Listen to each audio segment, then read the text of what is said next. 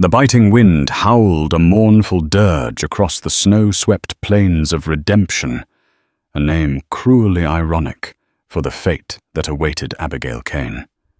Accused of a crime she swore she didn't commit, her life was to be extinguished at the end of a rope, a spectacle for a town hungry for what they called justice. The noose was a rough, cold kiss against her neck, the falling snow a final, gentle shroud. But destiny, it seemed, had one last violent card to play. As the trapdoor groaned open, it wasn't the snap of her neck that echoed through the stunned silence, but the sharp crack of a rifle. A stranger's bullet had just rewritten her ending. The town of Redemption, nestled in the stark, unforgiving embrace of the Montana Territory, was a place where fortunes were sought and souls were often lost. Its muddy streets, now hidden under a thick blanket of fresh snow, were channels for the desperate and the devout, the righteous and the damned. On this particular winter morning, the entire town, it seemed, had gathered in the square, their faces a pale tapestry of grim anticipation. They had come to witness the law in its most final and brutal form be meted out. At the center of their attention stood Abigail Kane. At 24, she possessed a resilience that life in the West demanded, a spirit that had been forged in hardship and loss. Her hair, the color of spun gold, was matted and damp with melting snow. Her eyes, the deep, clear blue of a summer sky, were not filled with the tears her audience might have expected, but with a defiant fire that refused to be extinguished, even in the face of death. She stood on the crude wooden gallows, the hastily constructed platform, a stark monument to the town's swift and unforgiving justice. The noose, thick and coarse, was a grotesque necklace against her slender neck. Beside her, the town's sheriff, a barrel-chested man by the name of Beauregard Pope, read the charges in a voice that boomed with self-importance. For the heinous and cold-blooded murder of Mr. Silas Croft, for the theft of his property, the good people of Redemption have found you, Abigail Kane, guilty. And for this you shall hang by the neck until dead. May God have mercy on your soul. Abigail's gaze swept over the crowd. She saw faces she knew, men and women she had shared a drink with at the saloon, families she had traded goods with at the general store. Now they stared back at her with a mixture of pity-fear and a chillingly detached curiosity. They had already condemned her in their hearts, swayed by the persuasive words of the man who now lay in a pine box, the man she was accused of killing. Silas Croft had been a man of considerable influence in Redemption. He was the owner of the largest ranch in the territory, the saloon, and it was whispered the sheriff himself. He was a man who was not accustomed to being told no, and Abigail had told him no. She had arrived in Redemption 6 months prior, a widow seeking a new beginning after her husband had succumbed to a fever on the trail west. With what little money she had purchased a small plot of land on the outskirts of town, a place with a modest cabin and a clear running creek. It wasn't much, but it was hers, and Silas Croft had wanted it. He had made her offers, each one more generous than the last. When she had politely but firmly refused, his demeanor had shifted. The charming facade had crumbled, revealing a man of cold and ruthless ambition. He had begun a campaign of intimidation, his ranch hands making her life a living hell. Her fences were cut, her livestock scattered her well befouled. Through it all, Abigail had stood her ground. She had repaired her fences, rounded up her cattle, and dug a new well. Her defiance had only served to infuriate Croft. He had visited her one last time, his face a mask of rage. He had told her that if he couldn't have her land, no one would. The next morning he was found dead in his study, a single bullet in his chest, and Abigail's derringer, a gift from her late husband, lying on the floor beside him. Abigail had been arrested before the sun had fully risen. The trial had been a farce. The judge, a man who owed Croft a considerable sum of money, had barely allowed her to speak. The jury, composed of men who worked for Croft or were indebted to him, had delivered their verdict in less than an hour. And now here she was on the gallows, the final act of a play she had never auditioned for. As Sheriff Pope finished his pronouncement, a hush fell over the crowd. The only sound was the gentle hiss of the falling snow and the creak of the gallows platform under the weight of its occupants.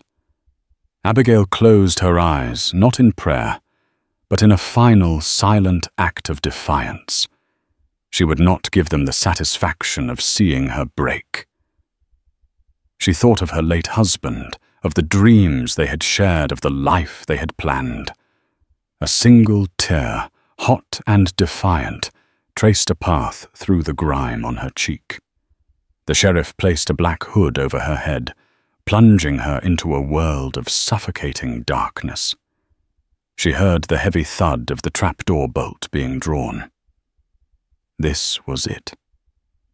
The end. But as the platform gave way beneath her, a sound, sharp and clear, cut through the frigid air. It was not the snap of her neck as she had expected, but the crack of a rifle. The rope a mere inch from her throat went slack. She was falling, but not to her death. She landed hard on the snow-covered ground below the impact, knocking the breath from her lungs. For a moment, there was a stunned silence. The crowd, the sheriff, the executioner, all stood frozen, their eyes wide with disbelief. Then chaos erupted. People screamed, scrambling for cover.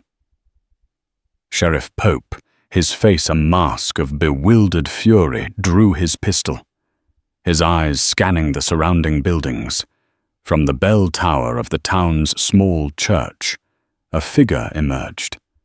He was a silhouette against the grey winter sky, a long rifle held steady in his hands. A second shot rang out, and the sheriff's pistol went flying from his grasp, his hand a bloody mess. The stranger, his face obscured by the distance and the falling snow, began his descent.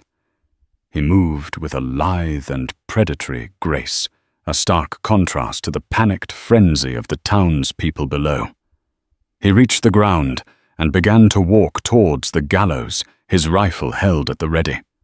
The crowd parted before him, a sea of fear and confusion.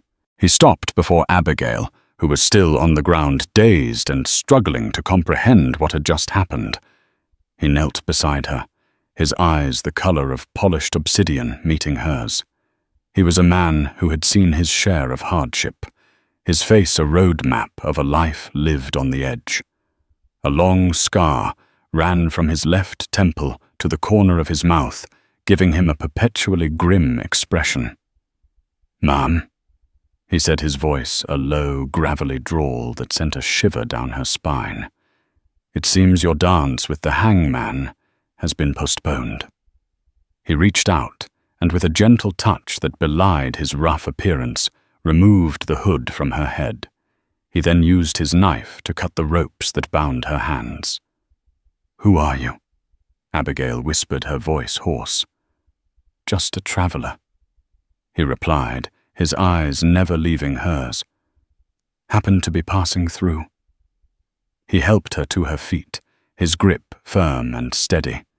He then turned to face the stunned and now silent crowd.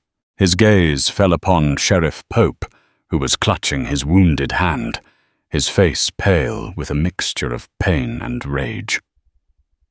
"Sheriff," the stranger said, his voice now laced with a cold, hard edge, "I believe you've made a grave mistake." He then fired his rifle into the air, the sound echoing through the silent square. "This woman is under my protection. Anyone who tries to stop us will be met with the same fate as your trigger finger." He then turned to Abigail. "Come with me, if you want to live." Without waiting for a reply, he began to walk away from the gallows, his rifle still held at the ready. Abigail, her heart pounding in her chest, hesitated for only a moment. She looked at the faces of the people who had been so eager to see her die at the fury in the sheriff's eyes. Then she looked at the back of the stranger who had just saved her life. She had no idea who he was or where he was going, but one thing was certain: anything was better than the fate that awaited her in redemption. With a renewed sense of hope, she ran to catch up with him, the falling snow covering their tracks as they disappeared into the unforgiving wilderness. The wilderness that surrounded Redemption was a vast, untamed expanse of snow-covered pines and jagged, wind-swept peaks. It was a place where a man could lose himself or be lost forever. For Abigail and the stranger, it was their only sanctuary. They moved quickly and silently, the stranger leading the way, with a confidence that spoke of a deep familiarity with the unforgiving terrain. He had introduced himself as Cole, a name as stark and unadorned as the man himself. He offered no further explanation, no hint of his past or his reasons for being in Redemption at that precise moment. He was a phantom, a ghost who had materialized from the falling snow to snatch her from the jaws of death. Abigail, still reeling from the morning's events, followed him without question. The adrenaline that had surged through her veins was now beginning to fade, replaced by a bone-deep weariness. The cold which she had barely noticed on the gallows now seeped into her very bones. Her thin prison dress was no match for the biting wind, and her bare hands were numb and raw.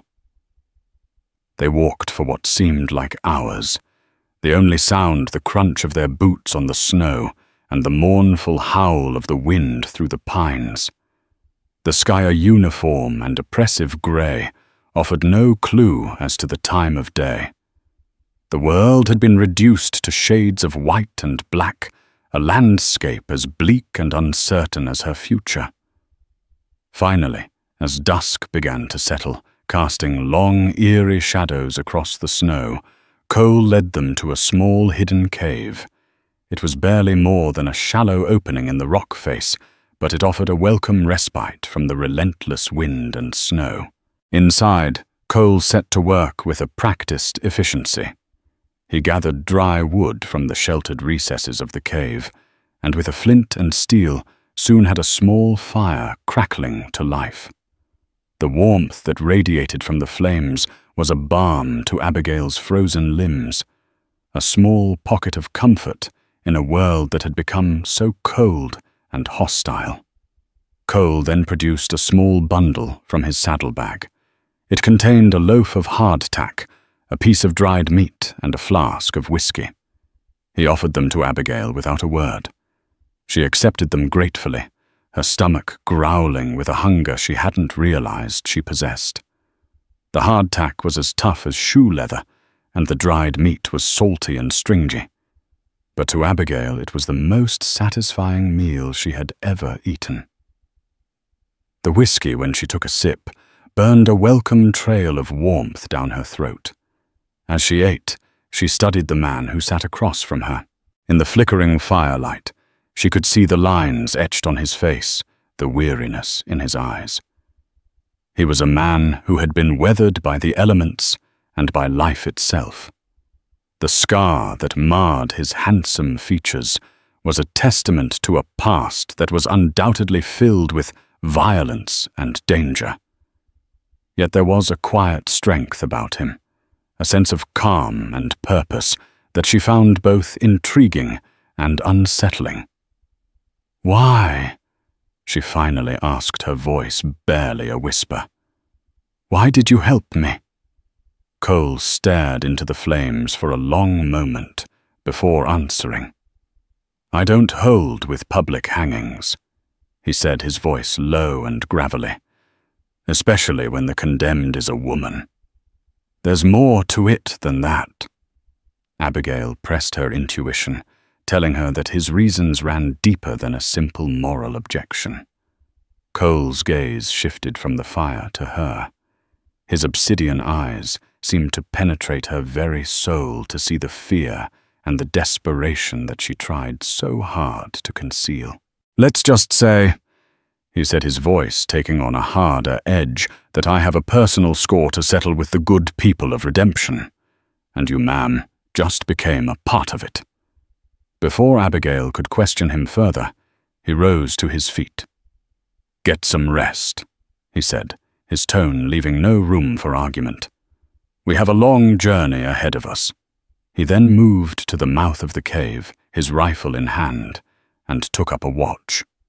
Abigail, though her mind was a whirlwind of questions, knew that she would get no more answers from him that night. She wrapped herself in the rough wool blanket he had given her and lay down by the fire.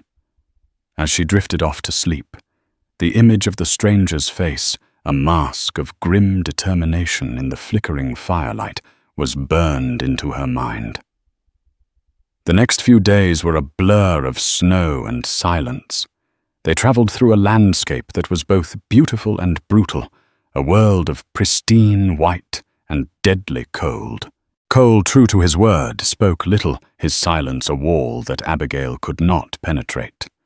He was a ghost, a phantom leading her through a winter wilderness, and she was a fugitive, a woman running from a past that refused to let her go.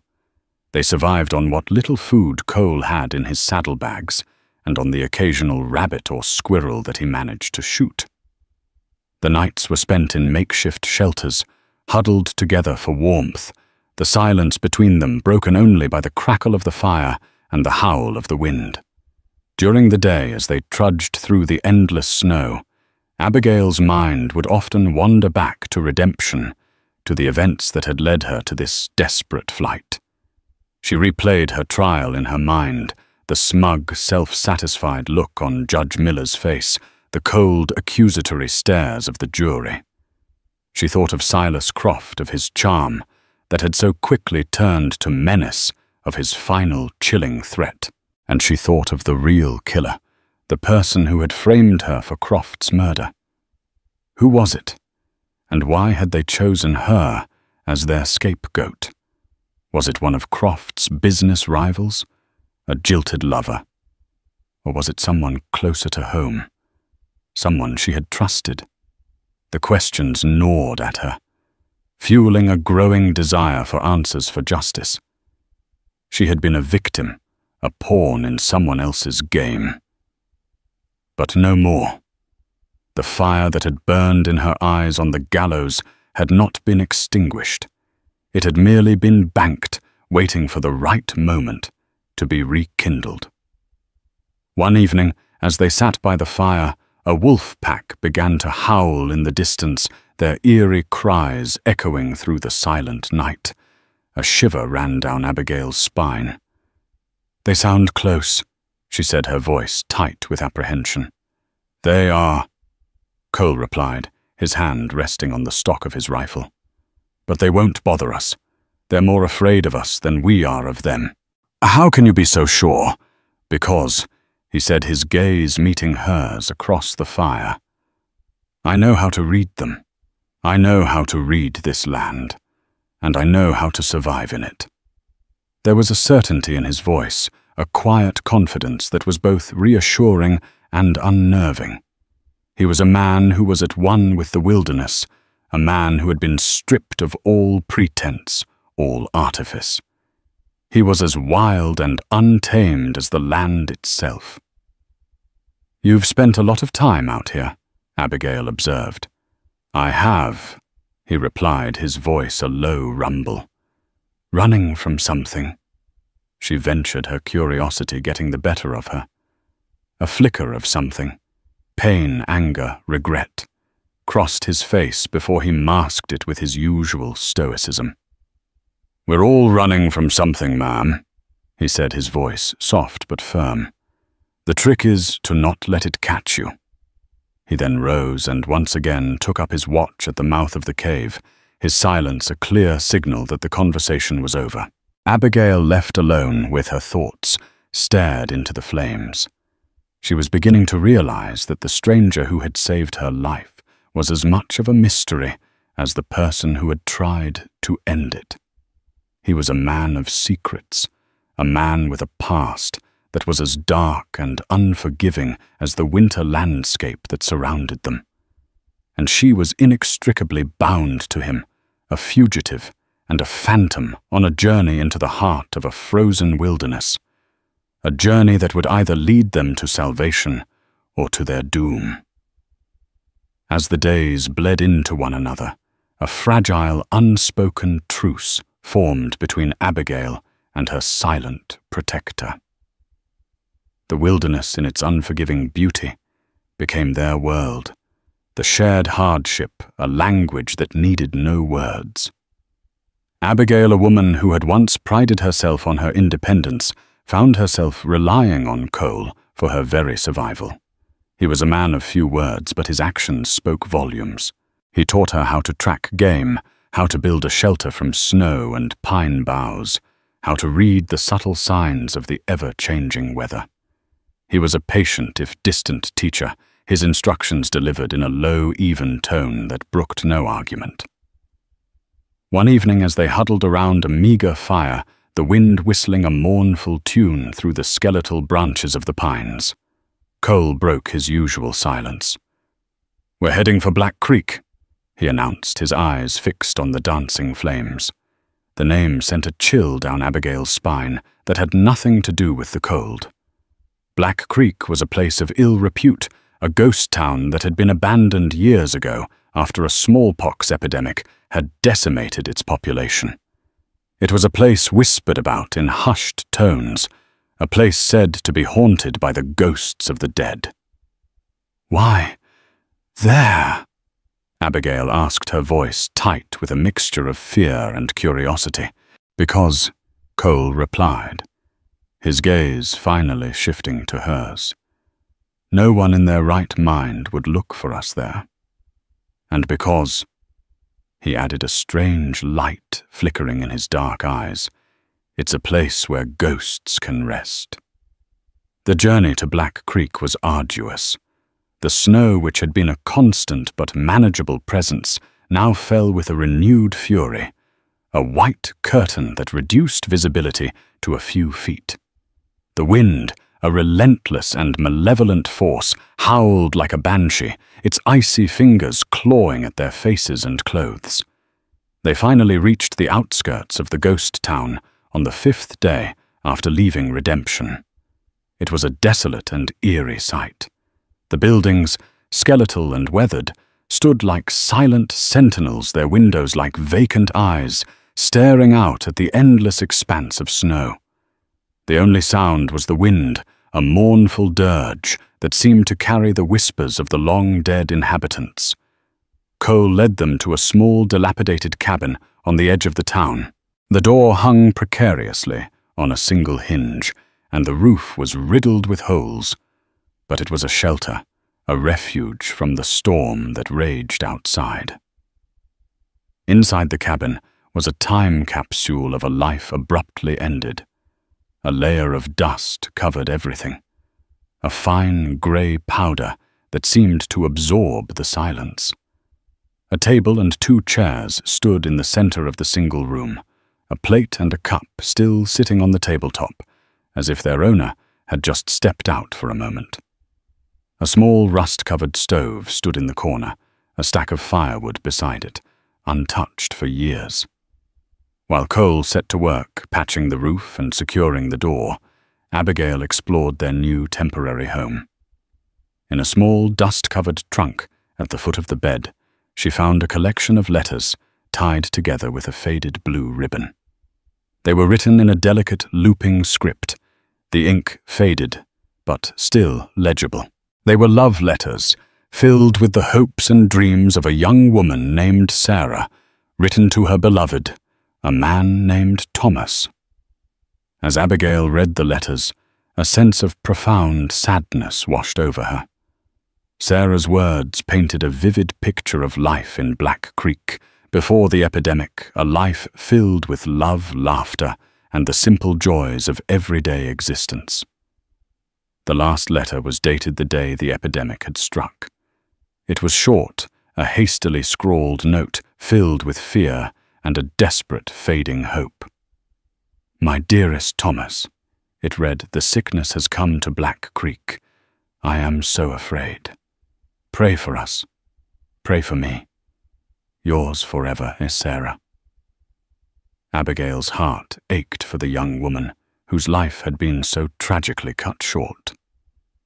She carefully retied the ribbon around the letters and placed them back in the trunk. The ghost of Sarah, it seemed, still lingered in this lonely, forgotten place. Later that evening, as they sat by the fire, the storm raging outside, Abigail told Cole about the letters. He listened in silence, his expression unreadable in the flickering firelight. "This place is full of ghosts," Abigail said, her voice a whisper. "That it is," Cole replied, his voice a low rumble. "But sometimes the ghosts of the past are the only company a man can stand." The next morning, the storm had passed, leaving behind a world transformed. The sun, a pale, watery disk in the winter sky, cast a brilliant, almost blinding light on the fresh fallen snow. The world was silent save for the gentle drip of melting snow from the eaves of the cabin. Cole announced that he was going hunting, leaving Abigail alone in the ghost town.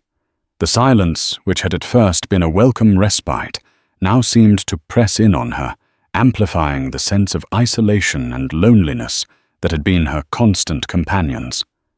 To distract herself, she decided to explore the town. She wandered through the deserted streets, her boots crunching on the pristine snow. The buildings in the bright morning light seemed less menacing, more like forgotten relics of a bygone era. She peered into the windows of the general store, the blacksmith shop, the saloon. They were all frozen in time, silent testaments to the lives that had once filled them. In the center of the town, she found a small, snow-covered cemetery. The headstones made of simple wooden crosses were barely visible above the drifts. She brushed the snow from one of the crosses and read the inscription, "Thomas and Sarah Miller, together in life, together in death." A lump formed in Abigail's throat. She thought of the letters of the love that had bound this young couple together, a love that had not been broken, even by death. As she stood there, a sense of peace settled over her. The ghosts of Black Creek were not menacing, she realized. They were simply sad, lost souls, whispering their stories on the wind. Later that day, Cole returned a brace of rabbits slung over his shoulder. He said nothing about his hunt, and Abigail said nothing about her exploration of the town. A comfortable silence had once again settled between them, a silence that was no longer filled with tension and uncertainty, but with a shared understanding, a silent acknowledgement of the ghosts, both past and present, that haunted their lives. That night, as they sat by the fire, Abigail found herself studying Cole's face. The scar, which had at first seemed so menacing, now seemed to her to be a mark of survival, a testament to the battles he had fought and won. She wondered about the woman who had loved him, the woman who had left her mark on his soul, just as the knife had left its mark on his face. "Tell me about her," she said, her voice soft. Cole's head snapped up, his eyes wide with surprise. The woman you loved," Abigail said, her gaze unwavering. "The one who haunts you even now."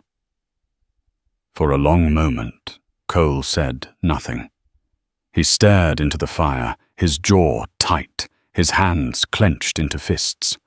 Abigail thought he was going to refuse to retreat once again behind his wall of silence. But then, to her surprise, he began to speak, his voice low and raspy, with unshed tears. His story was a tale of love and loss of a passion that had burned as brightly and as fiercely as a prairie fire. Her name was Maria, and she had been a fiery, independent woman, a woman who had seen the good in him when all he could see was the bad. They had been happy, he said, happier than he had ever thought possible. But their happiness had been short-lived. Maria had been killed, caught in the crossfire of a range war that had been started by a ruthless cattle baron, a man who would stop at nothing to get what he wanted. The man's name, Cole, said, his voice laced with a cold, venomous hatred, was Silas Croft. The name hit Abigail like a physical blow. The pieces of the puzzle which had been scattered and disconnected now began to fall into place. Cole's presence in redemption, his hatred for the town's powerful cattle baron, his willingness to risk his own life to save hers. It all made a terrible, tragic sense.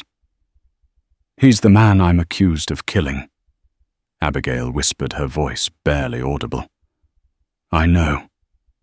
Cole said, his dark eyes boring into hers. "That's why I saved you. Because you, Abigail Kane, are the key to my revenge." The revelation hung in the air between them, as thick and as suffocating as the smoke from the fire. The ghost of Black Creek had a new companion, a ghost from redemption, a ghost named Silas Croft. And Abigail, she realized with a dawning sense of dread, was no longer just a fugitive. She was a weapon, a tool in a dead man's quest for vengeance. The falling snow had cut her free from the gallows, but it had also bound her to a man who was as haunted and as dangerous as the winter wilderness that was now their home. The revelation of Cole's true motives hung in the frigid air of the cabin, a silent, chilling presence that was more palpable than the ghosts of Black Creek.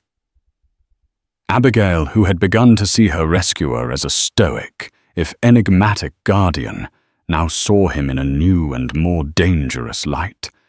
He was not a savior, but an avenger, a man driven by a grief so profound that it had twisted into a cold, calculating quest for revenge.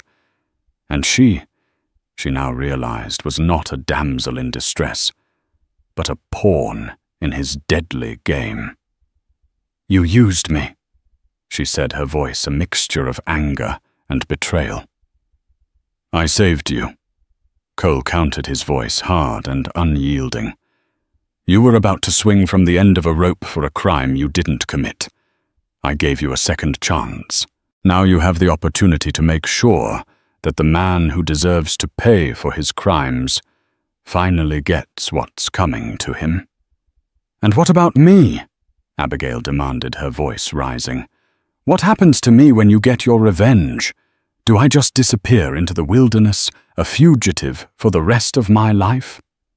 "I will clear your name," Cole said, his voice softening slightly. "I have evidence proof that will exonerate you and expose the real killer." "And who is the real killer?" Abigail asked, her heart pounding in her chest. "The man who had the most to gain from Croft's death," Cole replied, his eyes narrowing. "The man who is now in control of his empire, the man who was once Croft's right-hand man, his loyal and trusted enforcer. A man named Bartholomew Barty Jones." The name was familiar to Abigail. Barty Jones was a man who was as feared as Croft was respected. He was a ruthless and ambitious man, a man who had always lurked in the shadows of his powerful employer. It made perfect sense that he would be the one to orchestrate Croft's murder and frame her for the crime. "And what is this evidence you have?" Abigail asked, her skepticism evident in her voice. "A ledger," Cole said, his voice low and conspiratorial. "A ledger that details all of Croft's illegal activities, the cattle rustling the land, grabs the bribes he paid to the judge and the sheriff. And," he added, his voice dropping to a whisper, It also contains a signed confession from the man who helped Jones kill Croft. And where is this ledger, hidden in Croft's safe in his office at the ranch? The plan was audacious, bordering on suicidal. They would have to infiltrate the heavily guarded ranch break into Croft's office and retrieve the ledger. It was a fool's errand, a suicide mission. But as Abigail looked at the determined set of Cole's jaw, at the fire that burned in his dark eyes, she knew that he would not be deterred. And as she thought of the life that had been stolen from her, of the injustice that had been done to her, a spark of her own defiance was rekindled. "I'll do it," she said, her voice firm and resolute. "But I'm not doing it for your revenge, Cole. I'm doing it for me. I'm doing it to get my life back." A flicker of respect, of admiration showed in Cole's eyes. He nodded slowly. "Fair enough," he said. And so an unholy alliance was formed, a pact between a woman seeking justice and a man seeking vengeance. They were two sides of the same coin, two souls bound together by a shared enemy and a desperate hope for redemption. They spent the next few days planning their assault on the Croft ranch. Cole, who had once worked for Croft, knew the layout of the ranch intimately. He drew a detailed map in the dirt floor of the cabin, marking the positions of the guards, the location of the office, the secret entrance that he had used to come and go unnoticed. Abigail, for her part, proved to be a quick and resourceful student. She listened intently to Cole's instructions, memorizing every detail of the plan. She learned how to handle a pistol, her small hands surprisingly steady as she practiced her aim on a row of tin cans. The woman who had once been a gentle, peace-loving widow was being transformed into a warrior, a woman who was no longer willing to be a victim. On the night of the planned raid, a new storm rolled in a blizzard that blanketed the land in a thick, swirling curtain of white. It was the perfect cover for their mission. They rode under the cloak of darkness, the wind and snow their only companions. The Croft Ranch was a fortress, a sprawling complex of buildings surrounded by a high wooden fence. But Cole, true to his word, knew a way in. He led them to a section of the fence that was hidden by a thicket of trees, a section that had a loose board that could be easily removed. They slipped through the opening and made their way to the main house, their movements silent and ghost-like in the swirling snow. The house was dark, save for a single light that burned in an upstairs window.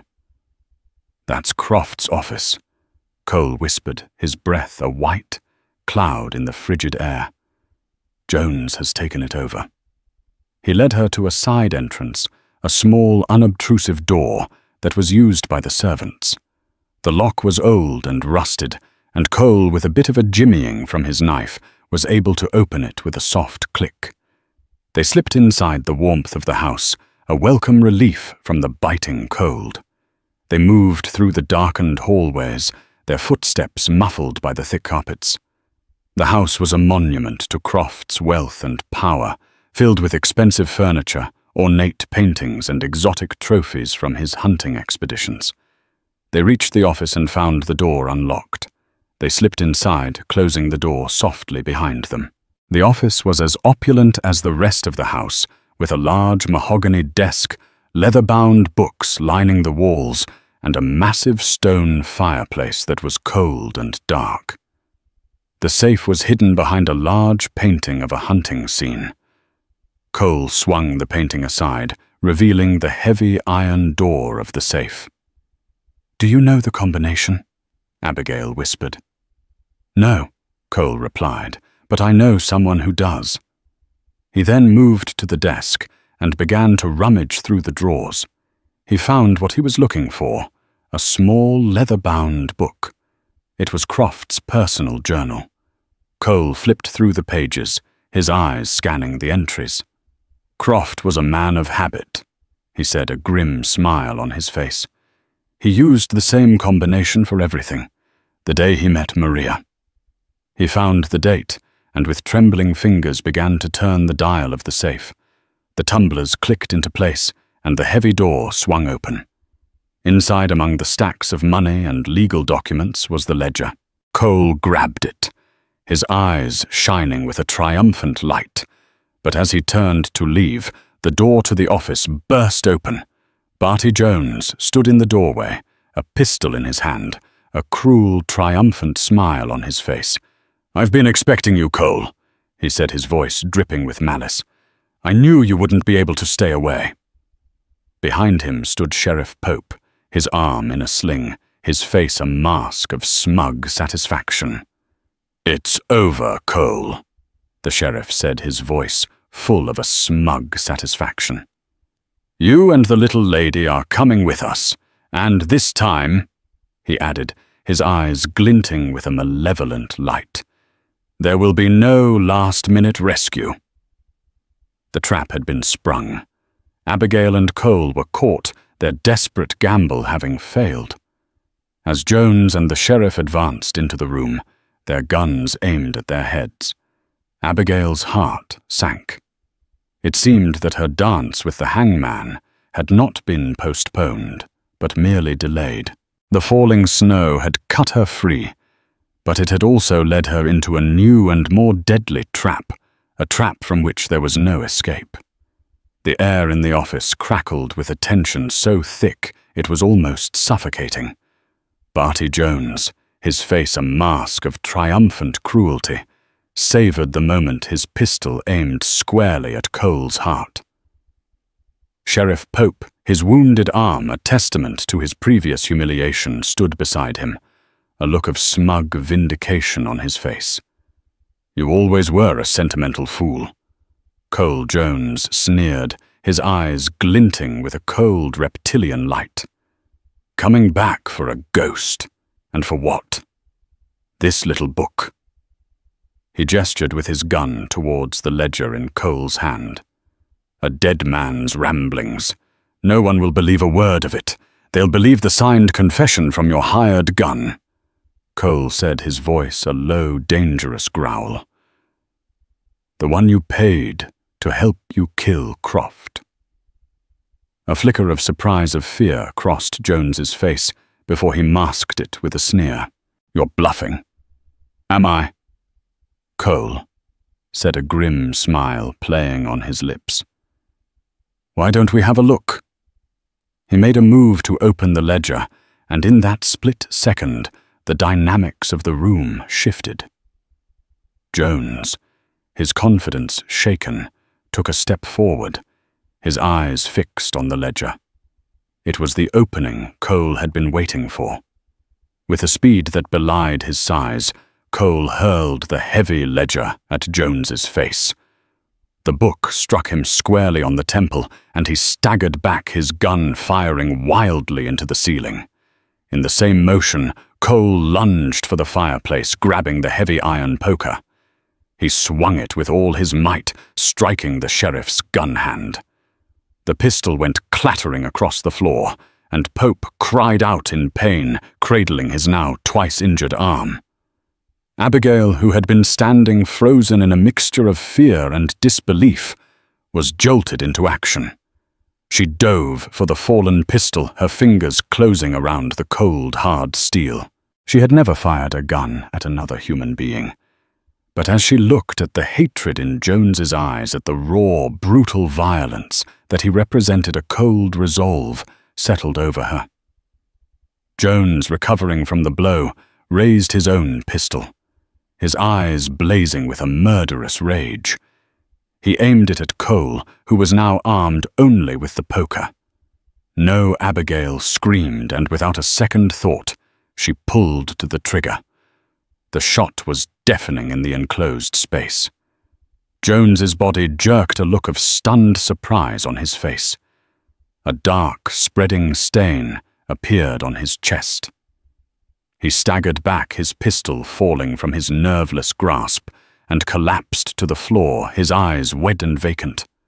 For a moment, there was a stunned silence, broken only by the sound of Sheriff Pope's whimpering and the roar of the blizzard outside.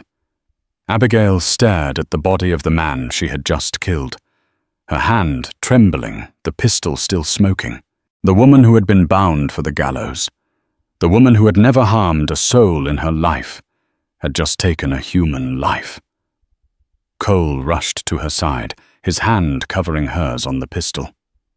"It's all right, Abigail," he said, his voice soft but firm. "You did what you had to do." He gently took the pistol from her hand and then turned his attention to the cowering sheriff. He picked up the ledger and opened it to the page with the signed confession. "Read it." Sheriff Cole commanded, his voice laced with a cold, hard authority. "Read it out loud." "Pope." His face, pale with fear, began to read. The confession detailed the entire conspiracy. How Jones had plotted to kill Croft and take over his empire.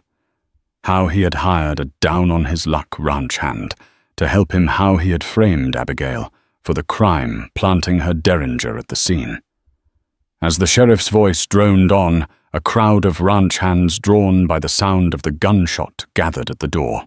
They listened in stunned silence as the truth of their employer's murder was finally revealed. When Pope had finished, a low murmur ran through the crowd. Their loyalty to Croft, and by extension to Jones, had been built on a foundation of fear and intimidation. Now, with the truth laid bare, that foundation began to crumble. Cole then addressed the crowd, his voice ringing with a righteous fury. "This man," he said, pointing to the cowering sheriff, "is a disgrace to the badge he wears. He is a puppet, a coward who sold his soul to a murderer. And this town," he continued, his voice rising, "has been living under the shadow of a lie for too long." He then turned to Abigail. "This woman," he said, his voice softening, "is an innocent victim. She was wrongly accused, wrongly condemned. She deserves justice. She deserves to be free." He then handed the ledger to one of the older, more respected ranch hands. "Take this to the territorial marshal in Helena," he said. "Tell him what happened here tonight. Tell him the truth." The ranch hand, his face a mixture of awe and respect, nodded grimly. "I will," he said. Cole then turned back to Abigail. "It's over," he said, a weary but triumphant smile on his face. But it wasn't over. A shot rang out from the back of the crowd. Cole cried out and staggered back, a dark stain spreading across his shoulder. One of Jones's loyalists, a man who had been his second in command, had fired a hidden derringer. Abigail screamed and rushed to Cole's side.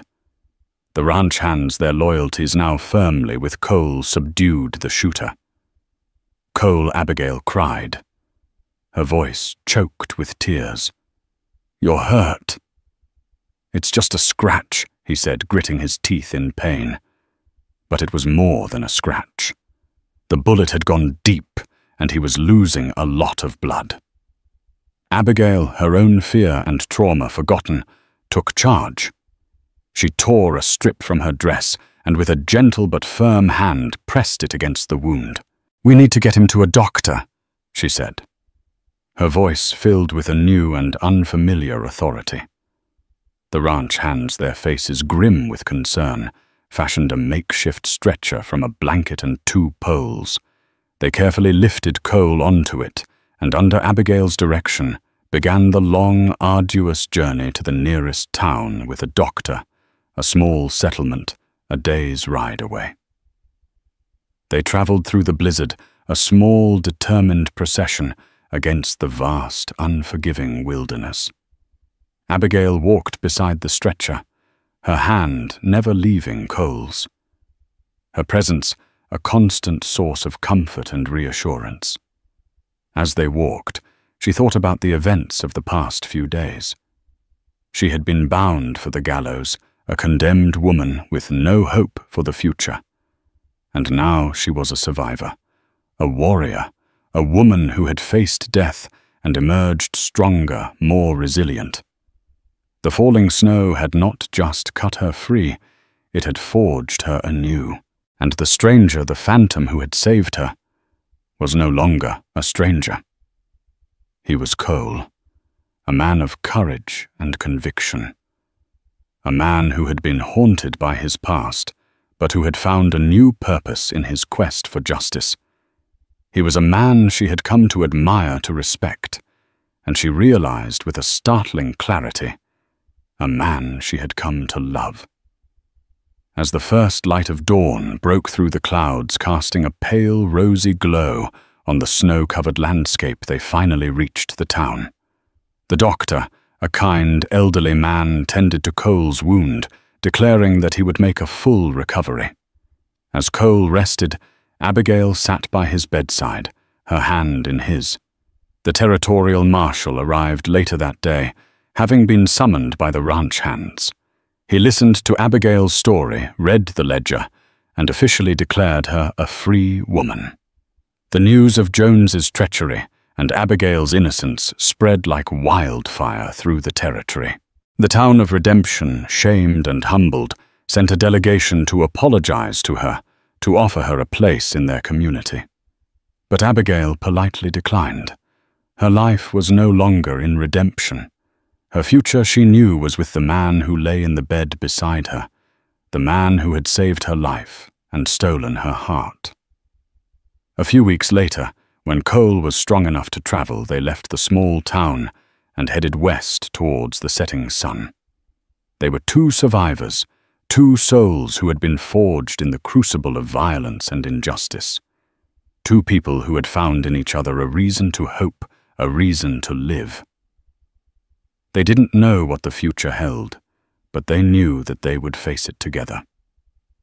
The falling snow had brought them together, a strange and violent beginning to a love story that was as wild and untamed as the land itself.